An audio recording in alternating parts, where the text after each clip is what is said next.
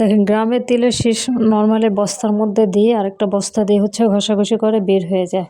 But আমি ওরকম অনেক ট্রাই করতেছিলাম, হচ্ছিল না, যেহেতু টাইলসের উপরে বিছলাগুলো স্লিপ খেয়ে অন্য জায়গায় চলে যাচ্ছিল। দেন হচ্ছে আমি একটা টেকনিক আর কি করলাম, সেটা হচ্ছে ব্লান্ডার করলাম। তো এখানে কিছু সিস্টেম ফলো করতে হয়। যেমন আপনি যদি সরাসরি তিলটা দিয়ে দেন তাহলে একদম ব্লান্ডার হয়ে যাবে। তিলটাকে 100% অনেক রোদে দিয়ে অথবা কড়াইতে হালকা ভেজে গরম করে নেবেন।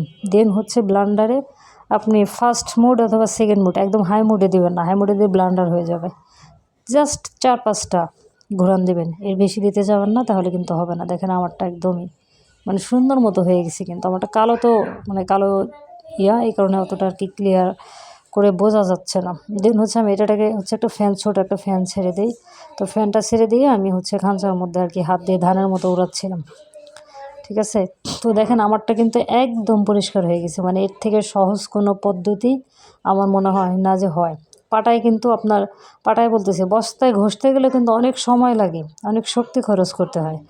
আর দেখেন একদম মানে 99%, এই 99% বলতে 100% একদম ক্লিন হয়ে যায়, একটাও খোসা থাকে না, ঠিক আছে। আমার কালো তেল এই কারণে অতটা ক্লিয়ার বোঝা যায় না, কিন্তু একটাও